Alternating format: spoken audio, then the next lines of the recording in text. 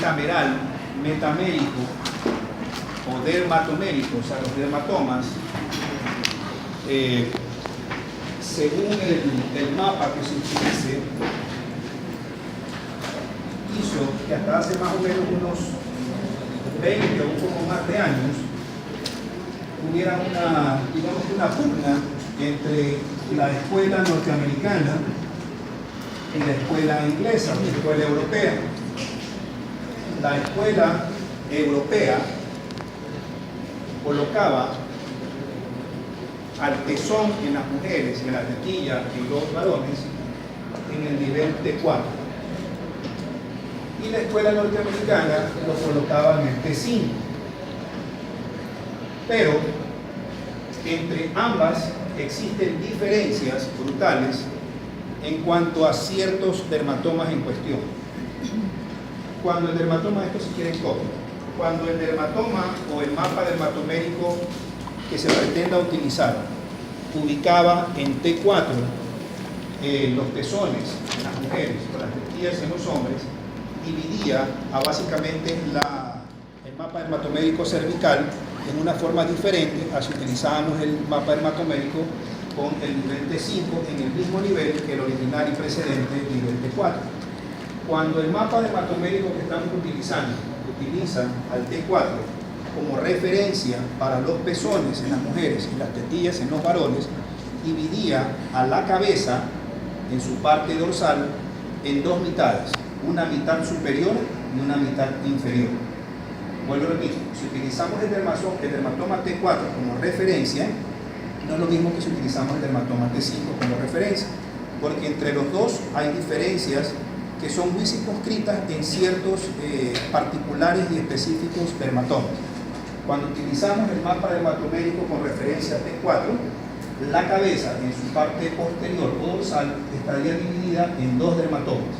El dermatoma C2 para la superficie superior de la cabeza en su parte posterior dorsal y el dermatoma C3 para la parte inferior. O sea, aquí dimos un C2 aquí y un C3 acá. El cuello estaba también dividido en dos partes, una parte anterior y una parte posterior. La parte anterior también estaba ubicada en los dermatomas C2 y C3 y la parte posterior en los dermatomas C4 y C5. Pero de ahí cambiaba solamente hasta el mapa dermatomérico en relación con la médula sacra. Y si el mapa dermatomérico que utilizábamos como referencia utilizaba el T4, todo lo que es región sacra, en particular con inervación básicamente de aparato genital, etcétera, etcétera, está ubicada entre los dermatomas S2, S3 y S4. En cambio, cuando utilizamos el mapa dermatomérico como referencia, el T5, tanto los pezones en las mujeres como las tetillas en los hombres, esto cambiaba brutalmente.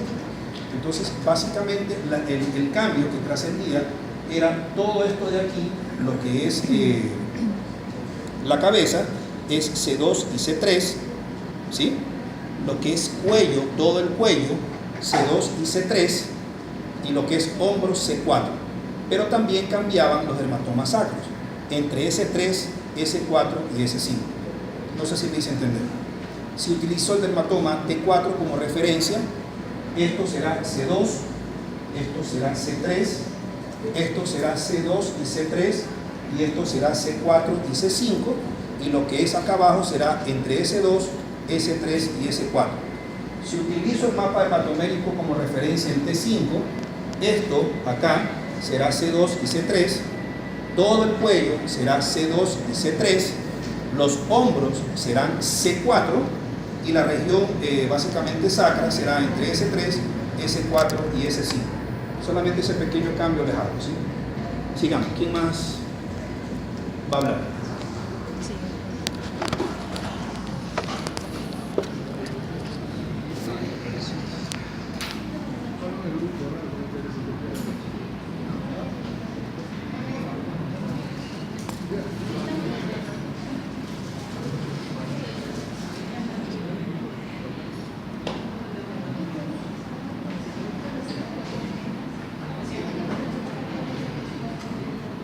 ¿Quién habla?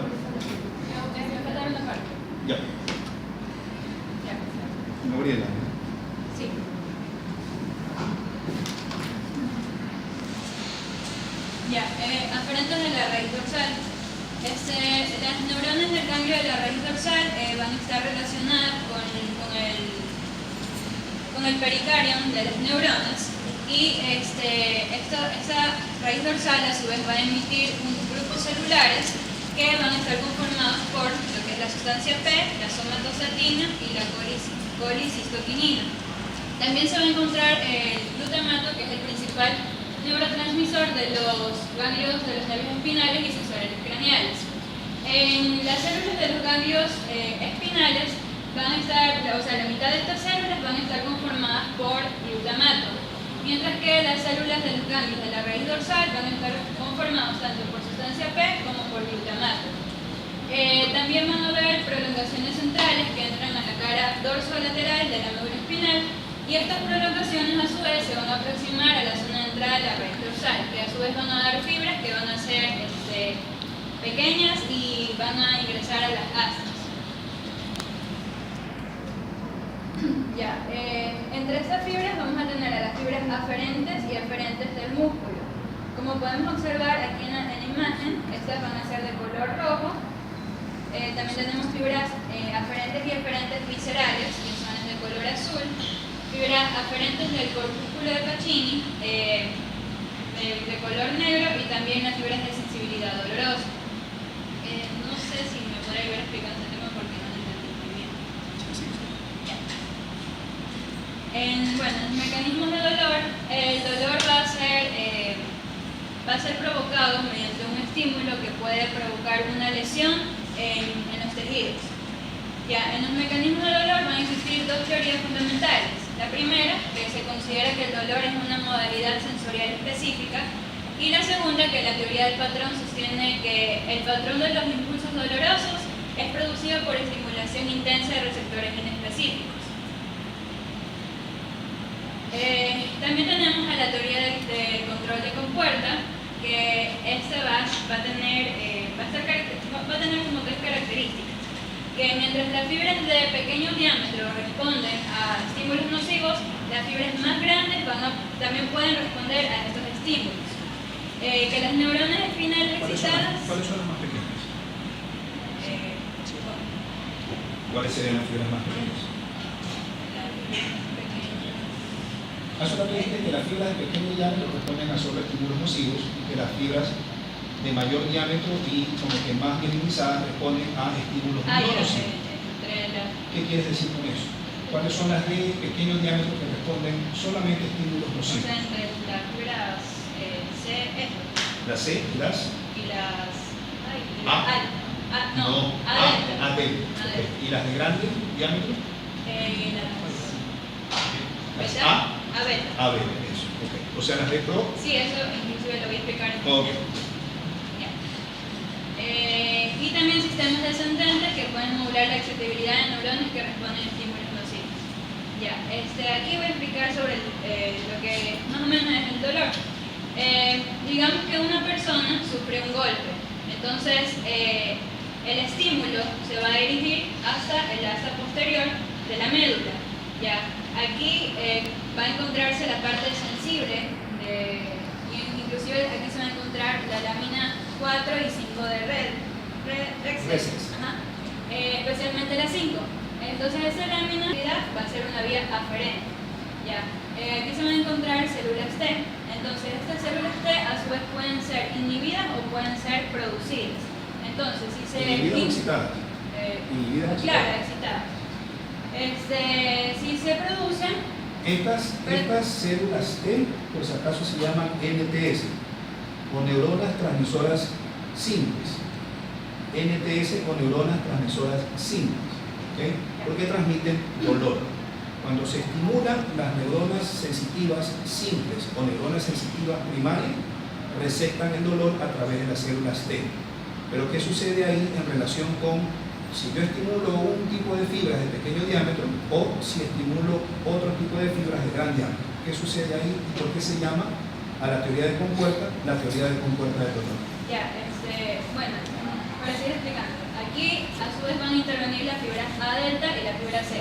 Entonces, al momento que se inhibe estas células, se va a dirigir hacia la corteza y es ahí cuando se abre la compuerta y llega el dolor hacia al Pero ¿quién abre la compuerta? ¿Quién la cierra? La célula. ¿Pero por qué?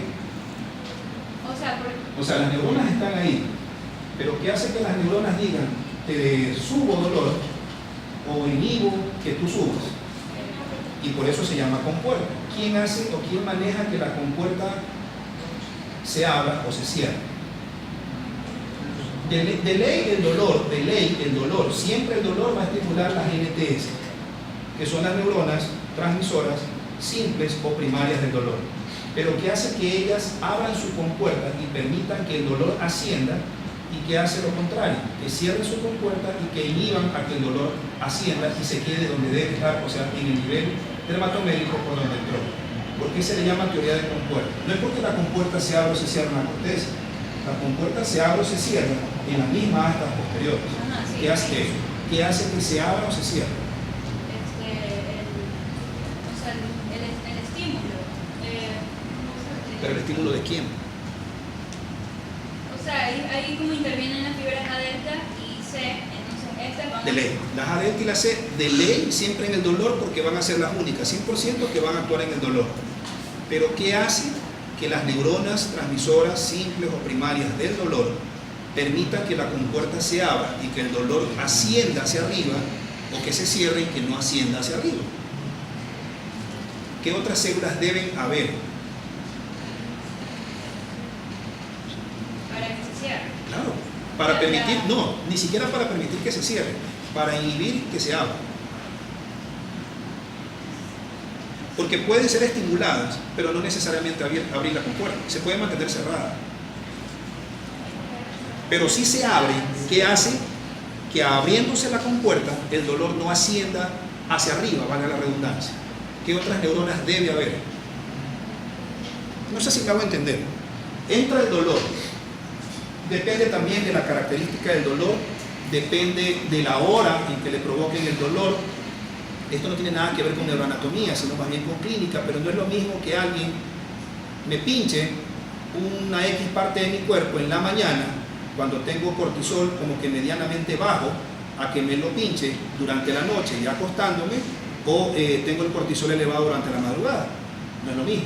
No es lo mismo el dolor que ustedes reciben a esta hora que el dolor, el mismo tipo de calidad, pero como ustedes lo sienten en la mañana, en la tarde, en la noche y en la madrugada. Todo esto es hormonal, cortisol, beta-endorfinas, lipodorfinas, bla, bla, bla, hipotálamo, etcétera, etcétera. Pero, ok, no se hagan bola.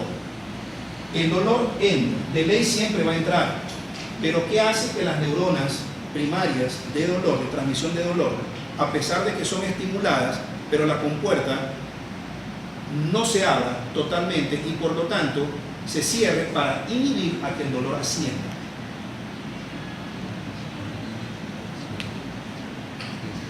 Las otras fibras. ¿Qué hacen las otras fibras? Ya, pues, o sea, esa es mi línea, pues que no la entendí hoy.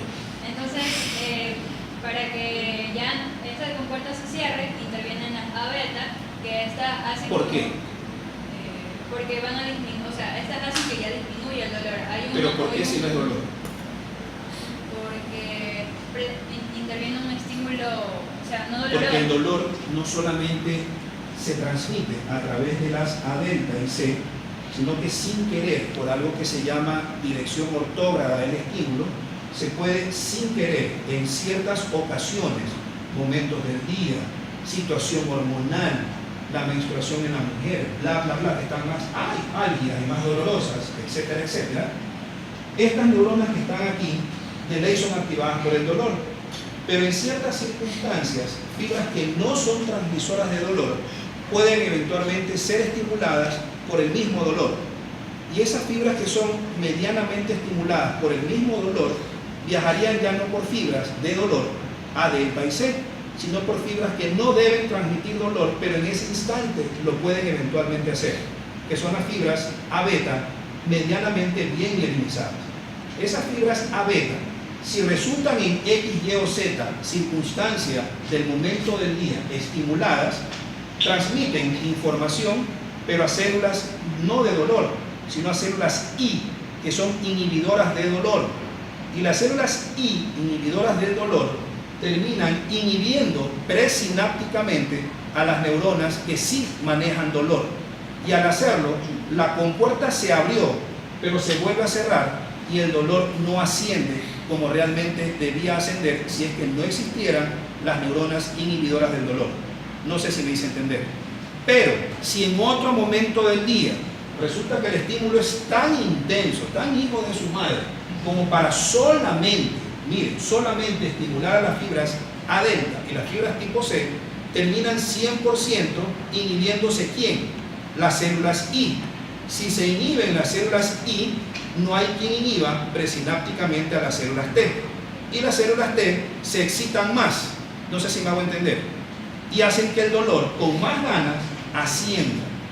Ese principio de dualidad de quién lleva cerrando o no la compuerta del dolor explica cómo funcionan los anestésicos, los antiepilépticos y en particular los analgésicos.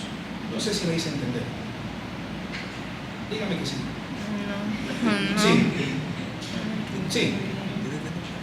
¿Sí o no? El dolor ingresa. Siempre ingresa el dolor. Es imposible que el dolor no ingrese, incluso utilizando medicaciones. Las medicaciones lo que hacen es modular la actividad de células que están en medio de ¿te llevo dolor o no te llevo dolor? Si te llevo es porque la compuerta se mantiene abierta. Si no te llevo dolor es porque la compuerta se cerró pero previamente se abrió. A eso se le llama mecanismo de la compuerta del dolor. Y eso fue descrito por Meltzer igual, que son fulanos que basaron sus estudios, incluso que ganaron el premio Nobel, en 1965, hace 1000 años atrás. Entonces viene el dolor y en X circunstancias, en todas las circunstancias posibles, el dolor excita en un 100% a las fibras A delta y a las fibras tipo C. Pero en circunstancias X, Y o Z, que no vienen al caso porque es muy clínico y farmacológico, también ese dolor puede ser medianamente distribuido desde fibras que no deben llevar dolor, pero por esa X, Y o Z circunstancia en particular o en específico se les ocurre ser estimuladas. Cuando estas, que no tienen por qué llevar dolor, resultan estimuladas, el hecho de que sean fibras tucas, gruesas, grandotas en longitud y con bastante mielina, o sea, las A beta, esas A beta mandan información a través de conexiones interneuronales a las láminas que receptan dolor, o sea, a la 1 y a la 2, con el propósito de hacer qué cosa en las neuronas de la lámina 5. Ya se estimularon qué neuronas, las NTS, que son las neuronas transmisoras simples o neuronas transmisoras primarias de dolor. Si la compuerta se abre, porque siempre se va a abrir, y el dolor se mantiene a expensas de las fibras de pequeño diámetro, A delta y C, las neuronas transmisoras se excitan, sí o no.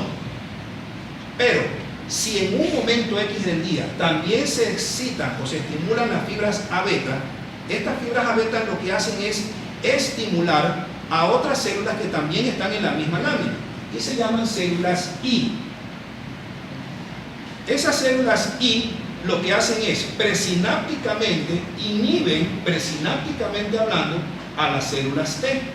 Al inhibir a las células T, que son las que llevan el dolor, la compuerta que previamente se abrió ya no se va a abrir y lo que hace es cerrarse y el dolor no se transmite por el otro lado de la médula espinal para ascender al tálamo y del tálamo a la corteza sensitiva primaria.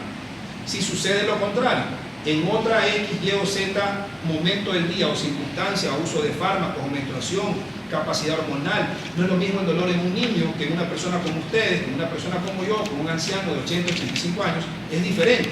La calidad del dolor es distinta, aunque la cantidad sea la misma. No es lo mismo infligir dolor con una aguja a ustedes que infligir dolor con la misma aguja, con la misma intensidad, pero a un fulano de 80, 85 años.